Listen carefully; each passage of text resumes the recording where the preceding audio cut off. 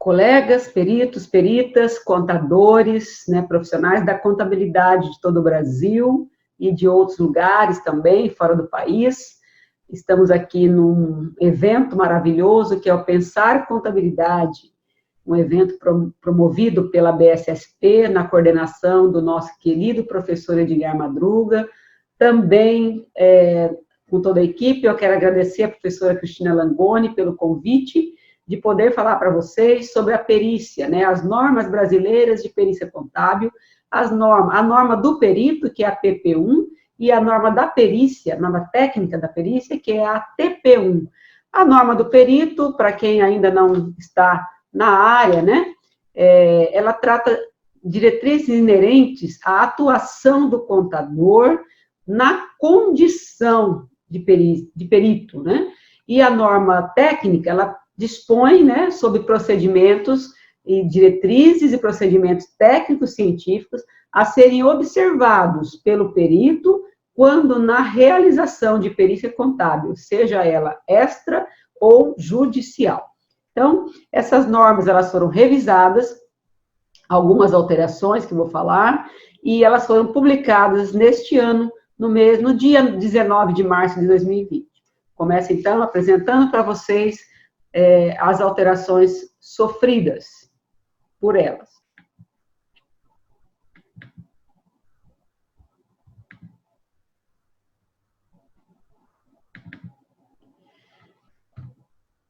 Começar, então, com o conceito, né, de que vem a ser o perito, né? Essa linha verde é a linha que nós tivemos o acréscimo, né? Ou seja,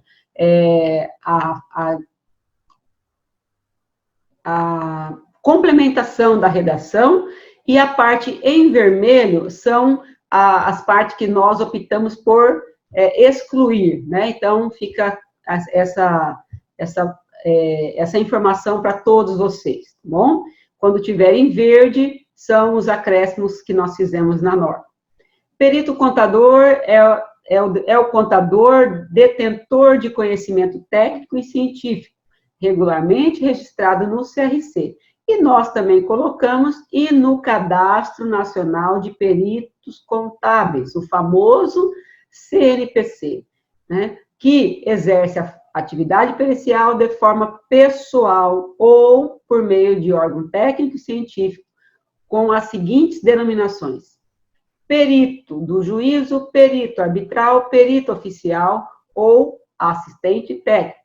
Por que que a gente está colocando aqui o órgão técnico e científico, que são as pessoas jurídicas? Porque o CPC trouxe, né, essa matéria, tá?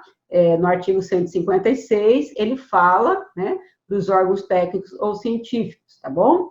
E também fala dos assistentes técnicos, né, que nós não temos mais o perito assistente, perito do juízo, perito arbitral e os assistentes técnicos. Essa norma, ela aplica-se aos contadores que exercem a atividade pericial. E aplica-se também outras normas, né, de ordem contábil. Por exemplo, a norma PG 100, que é o cumprimento do código, dos princípios fundamentais e da estrutura conceitual. Também o código de ética do profissional contábil. A norma, a PG 12, que trata da educação continuada, naqueles aspectos não abordados por esta norma, tá? Então, além, né, da nossa própria norma, temos algumas normas que se aplicam também à atividade nossa como profissionais. O perito deve comprovar a sua habilitação por intermédio de quê? Nós temos uma condição aqui, ou da certidão de regularização profissional, emitida pelos conselhos, ou também do Cadastro Nacional de Perícias Contábeis, né? Que no portal do CFC, você vai colocar CNPC, CFC, você estando inscrito, vai sair a sua certidão. Se você estiver regular com o Conselho Regional, vai sair a sua certidão do CNPC, desde que você esteja também cumprindo, né, a NBC, a TG12, a PG12, que trata da educação continuada, aquelas 40 horas que nós temos que fazer. E nesse ano de 2020, o Conselho Federal optou por baixar para 20 pontos, né, tendo em vista a dificuldade agora, né, financeira, enfim, de logística dos profissionais, tá? E também diz a norma que nós podemos, né, anexar no primeiro ato da nossa manifestação no processo, né, e também na elaboração do laudo ou do parecer. Então, a gente vai, fazendo uma proposta de honorário, já colocar esta certidão, ok? Vamos tratar um pouquinho aqui dos impedimentos, né? O próprio Código do Processo Civil, ele já trata de impedimentos, né? Quando é uma situação, quando é outra, tá? Então, quando indicado pela parte e não aceitando o encargo, o assistente técnico deve comunicar a sua recusa, ou seja, a parte, tá? Por escrito de preferência. Facultado o envio da cópia à autoridade competente.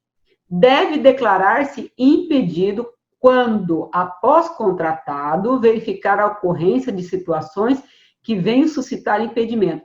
Mas lá no CPC está dizendo que o assistente não sofre impedimento, mas nós temos impedimentos profissionais, e é isso que a norma trata. Por quê? Porque dependendo da nossa suspeição, do nosso impedimento, vai ter problema com a imparcialidade, com a independência, e comprometer o resultado do trabalho como nosso contratante, né? É nesse sentido que a norma trouxe. Responsabilidade. O perito nomeado, que seria o do juízo, no desempenho das funções, deve propugnar pela imparcialidade, dispensando igualdade de tratamento às partes. E especialmente, olha aí, aos assistentes. Isso já estava na norma, né? Não considera-se parcialidade fazer uso de trabalho técnico-científico anteriormente publicado pelo perito nomeado, que verse sobre matéria em discussão, tá? Então, não tem problema você ter um trabalho similar, com a mesma matéria, e você fazer uso dele. Zelo profissional. A letra B é uma letra que nós incluímos no item 26, tá? A letra B. Comunicar ao juízo, antes do início da perícia, caso o prazo estipulado no despacho judicial para entrega do laudo seja incompatível com a extensão do trabalho, sugerindo o prazo. Porque tem juízes, e a gente sabe disso, que eles dão o prazo, né? E aí nós não conseguimos cumprir. E agora o CPC trouxe o quê? Que você só pode pedir dilação por metade do prazo, né? Então, às vezes, fica prejudicado. Então, qual que é pelo nosso zelo de não perder o prazo? Nós temos que comunicar ao juízo, né? Antes de iniciar a perícia, porque nós vamos fazer um planejamento antes e vamos mensurar o prazo. E aí, ofertar isso para o juiz, né? Para que ele fique sabendo que esse prazo, 15 dias, 30 dias, 60 dias, enfim, que ele, né, compreenda que aquele trabalho vai demandar um prazo determinado. Também, aqui já existia, né, a letra C, assumir a responsabilidade pessoal por todas as informações prestadas em matéria objeto da perícia, tá? Os quesitos respondidos, procedimentos, as diligências, tudo o perito é responsável, tá bem? Inclusive a conclusão a que chega o laudo. Zelo profissional ainda. O perito é responsável pelo trabalho de sua equipe técnica. Então, quem responde é sempre o perito. Não é a equipe, não é o funcionário que você contratou, é sempre você. É sempre o perito que é nomeado. Na extrajudicial, o perito deve estipular os prazos necessários para a execução dos trabalhos. A descrição do que ele vai executar na proposta de trabalho e honorários, e posteriormente no contrato de prestação de serviço. Isso aqui, que está em verde, a norma trouxe, e vou dizer para vocês, contrato na questão do assistente é obrigatório, por uma norma do Conselho Federal, e é salutar pelas condições de um contrato, né, das cláusulas firmadas ali, então, há necessidade de estar ali tudo estabelecido no contrato de prestação de serviço, por garantia de ambas as partes, contratante e contratado. A perícia complexa, né, do artigo 475, dá possibilidade de nomeação de mais de um perito, quando ela for complexa, e abranger mais uma área de comunicação. Isso está lá no CPC, né? A realização de diligências, tá? Tudo ainda no capítulo de zelo, para a busca de elementos de prova, quando necessária, deve ser comunicada aos assistentes. Não pode o perito nomeado, ou o perito do juízo, né, que a gente sempre fala, fazer diligências e não dar conhecimento para os assistentes técnicos, de forma igualitária, inclusive. Tá? Não pode preterir e nem preferenciar ninguém, nenhum dos assistentes, tá bom? Isso é importante. O perito cumprirá, está no 466 do CPC, escrupulosamente o encargo que lhe foi cometido, independentemente de termo. Isso já está lá no 466. No 474, as partes terão ciência da data e do local designado pelo juiz ou indicado pelo perito. Isso está no 466. Plano de trabalho e honorários. Vem novidade aí. Na elaboração do plano e respectiva proposta, ou seja, não tem proposta se não tiver plano, tá? O perito deve considerar, entre outros fatores, a relevância já estava, o vulto já estava, o risco, complexidade operacional, o pessoal técnico, o prazo e a forma de recebimento, tá? Então, são requisitos que você vai utilizar para fazer a sua proposta de honorário.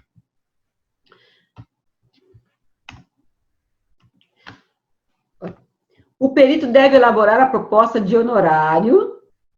Vocês olham ali que nós tiramos estimando o número de horas.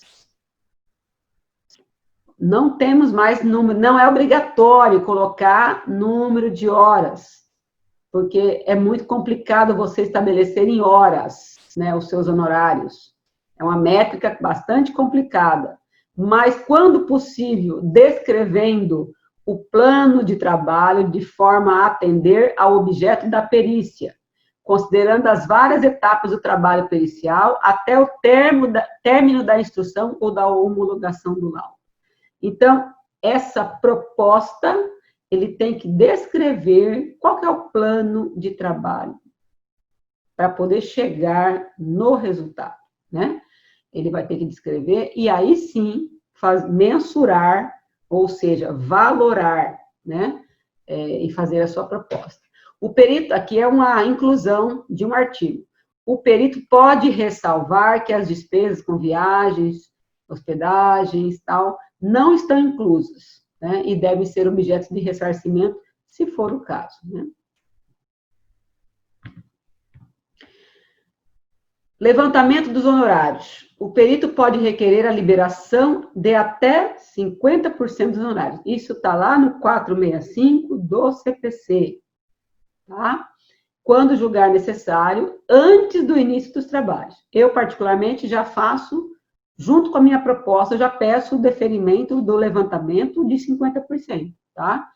Porque ele vai receber só no final os outros 50%, e o CPC nos prejudicou nesse sentido, porque o remanescente, no 465 do CPC diz lá, que o remanescente será pago ao final, depois de entregue o laudo e prestados todos os esclarecimentos. Olha a demora para isso acontecer, né? É a demora.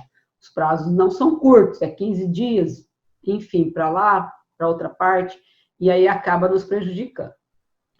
O perito deve prestar esclarecimentos sobre o conteúdo do laudo pericial contábil ou do parecer em atendimento à determinação da autoridade competente. O restante nós subtraímos. Isso também está lá no 466, parágrafo 2º, tá? É a questão do prazo para esclarecer, né? Pontos sobre qual existe a divergência, o dos assistentes, enfim, tem que prestar obrigatoriamente esses esclarecimentos. Termos ofensivos. Palavras e termos ofensivos. O perito que se sentir ofendido por expressões injuriosas, de forma escrita ou verbal, pode tomar as seguintes providências. Esse item não existia na norma, passou a existir agora. Sendo a ofensa escrita ou verbal por qualquer das partes, peritos ou advogados. O perito ofendido pode requerer da autoridade competente que mande riscar esses termos. As providências adotadas na forma prevista na linha A não impedem que outras medidas sejam tomadas na área civil, criminal ou administrativa. E também, quando ocorrer no âmbito extrajudicial e houver ofensas, também o fato pode ser comunicado ao Conselho Regional, por questão do nosso Código de Ética. Entramos agora nas alterações da norma brasileira de perícia. No conceito, praticamente não mudou nada, né? Continua o mesmo conceito. No planejamento da perícia, que já era previsto, né? Nós colocamos o planejamento da perícia, é a etapa do trabalho pericial, na qual o perito estabelece as diretrizes e metodologia. Essa é a novidade da norma. Os objetivos do planejamento da perícia são conhecer o objeto e a finalidade da perícia, para permitir a escolha de diretrizes e procedimentos a serem adotados para a elaboração do plano. Esses são os objetivos do planejamento. Letra B. Desenvolver plano de trabalho onde são especificadas as diretrizes a serem adotadas. Ainda no desenvolvimento, elaborado o plano, ou seja, qual é o plano que você vai traçar para poder fazer essa perícia? Ele pode convidar os assistentes técnicos para uma reunião de trabalho presencial ou virtual, para dar conhecimento ao planejamento. O que ele vai fazer, o que ele pretende, o tempo que ele pretende, se ele tem diligências para poder fazer essas diligências, tudo isso vai constar nesse planejamento, tá? Ao identificar na etapa da elaboração do planejamento a necessidade, né, as diligências, né, que serão necessárias, desde que não haja a preclusão de prova, a legislação aplicável, documentos, registros, livros, enfim, tudo que você pretende avaliar, né, você tem que fazer constar no plano. O planejamento deve ser realizado pelo perito do juízo, ainda que o trabalho venha a ser realizado de forma conjunta. O planejamento da perícia deve ser mantido por qualquer meio de registro que facilite o entendimento dos procedimentos a serem aplicados e sirva de orientação adequada à execução do trabalho. Isso já estava também na norma. O perito nomeado deve considerar que o planejamento tem início antes da elaboração da proposta, porque sem o planejamento ele não consegue nem fazer a proposta, para apresentá-la à autoridade competente ou quem contratou, tá? Há necessidade de especificar as etapas do trabalho, as que possam surgir também, né? Porque você vai imaginar uma etapa, né? E no meio do caminho podem surgir novidades, tá? As que você vai conseguir e você vai podendo fazer o quê? As adaptações neste planejamento. O plano de trabalho deve evidenciar todas as etapas necessárias. Diligências, deslocamentos se tiver necessidade, trabalhos envolvendo terceiros, cálculos, pesquisas, planilhas, resposta a quesito, reunião com assistente, prazo, né? Oferecimento do parecer pericial, se for o caso, ou do laudo, enfim, o plano de trabalho tem que constar tudo isso.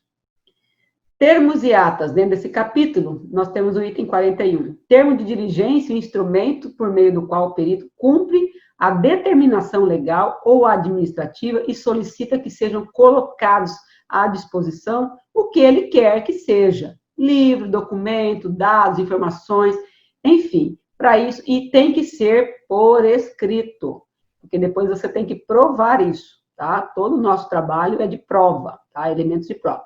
O termo de diligência serve para formalizar e comprovar o trabalho de campo. Deve ser redigido pelo perito nomeado e encaminhado ao diligenciado. Previamente, você vai solicitar sempre por escrito. Quando eu falo por escrito, não precisa ser pessoalmente, né? Um e-mail já é o suficiente, né? E hoje até o WhatsApp serve, mas a gente ainda está usando bastante o e-mail, né? E ele formaliza, ele documenta que você solicitou, dá o prazo para a pessoa providenciar, enfim, você vai se calçando. E isso vai constar, inclusive, depois, na hora que você for protocolar o laudo. Ao ser intimado para dar início aos trabalhos, o perito nomeado deve comunicar às partes, né? E aos assistentes técnicos. Data, local de início, produção de prova, exceto, né? Se já fixado pelo juízo.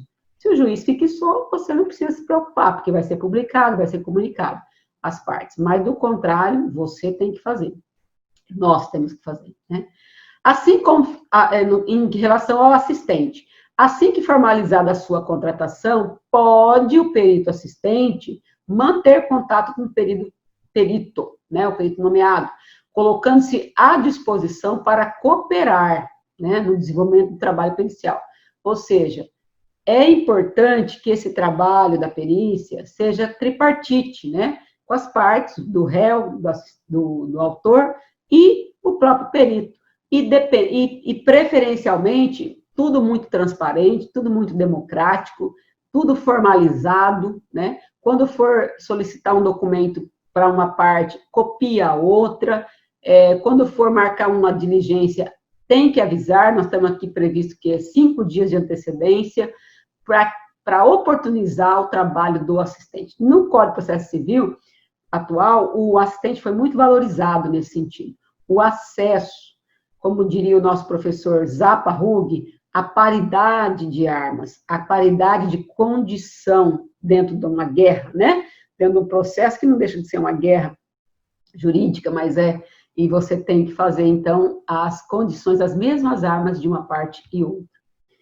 A execução. O perito nomeado deve assegurar aos assistentes o acesso aos autos. Não quer dizer que você vai dar a carga para ele, porque a carga é sua, a responsabilidade. Eu estou dizendo de processos físicos, né? Que agora a gente está no PJE, que todo mundo tem acesso em tempo real. Então, isso aqui fica muito bom quando se trata de PJE, Processo Judicial Eletrônico. Mas se for físico, tem que assegurar, tá? O acesso aos autos, indicando, inclusive, que horas que eles podem examinar, marcam a data no horário determinado. Os assistentes técnicos têm o dever inalienável de colaborar para a realização da verdade e comportando-se de acordo com a boa-fé e com a equidade, além de cooperar entre si e com o perito nomeado, para que se obtenha um resultado em tempo razoável. Então, o assistente técnico, ele tem que ser, sim, prestativo. Solicitou um documento, ajuda a agilizar, porque a gente busca o resultado do trabalho, né? E o assistente está para isso, né? Para assistir, tá? Eles podem entregar ao perito também, nomeado, cópia do parecer prévio, ou seja, o assistente geralmente ele trabalha já no processo com antecedência. Até, claro, que antes do perito perito nomeado pelo juízo, né? E ele pode entregar, não é nem um assédio, nem nada. Nós já tratamos disso na comissão e concordamos, né? Que um parecer prévio não tem problema, não vai induzir, não vai cooptar, enfim, o perito do juízo pode ter esse acesso e olhar, né, o pensamento, não quer dizer que ele vá ali se contaminar, né, ou se deixar levar pelo trabalho do outro colega, a não ser que ele confirme e não tem problema nenhum, né, e utiliza a base de informações, mas sempre formando o seu juízo de valor. Procedimentos periciais contábeis visam fundamentar o laudo pericial contábil, melhor, E o parecer pericial contábil. Esqueçam o parecer técnico, né? O técnico nós cortamos, parecer pericial contábil. E abrange total ou parcialmente, segundo a natureza e a complexidade da matéria. O exame, vistoria, tudo que já tinha na norma. Acrescentamos aqui a testabilidade, né? Que vem a ser a verificação dos elementos de prova juntado aos autos. E o confronto, né? Então, você fica melhor ainda você fazer essa testabilidade confrontando, né, com os demais documentos já juntados, né, e com as premissas estabelecidas. Laudo pericial. Acrescentamos o item 1, né, que é concluídos os trabalhos periciais, o perito nomeado deve apresentar laudo pericial contábil e o assistente pode oferecer seu parecer pericial contábil, obedecendo aos respectivos prazos, porque não é obrigatório, né, o assistente, dependendo do acordo que ele fizer com o cliente. O perito deve, né, apresentar o laudo. O perito nomeado, depois de protocolado o laudo, ele pode fornecer cópia aos assistentes, de preferência no mesmo e-mail, copiando os dois, dando acesso aos dois, tá? Principalmente para os processos físicos, porque o prazo vai começar a correr para as manifestações, né? A questão de coleguismo. Então, ele está dizendo que ele, depois de protocolado, ele pode, não quer dizer que deve, mas dentro de um ambiente de coleguismo, é importante que se oferte, né? O assistente técnico não pode validar o laudo quando o documento tiver sido elaborado por leigo. Nesse caso, ele faz um parecer pericial contábil sobre a matéria, sem mencionar o trabalho do leigo. O laudo e o parecer são, respectivamente, orientados e conduzidos pelo perito, né? E pelo assistente, caso de parecer, que deve adotar padrão próprio, respeitada a estrutura prevista aqui nesta norma, né? Nas disposições legais e nesta norma. Tá?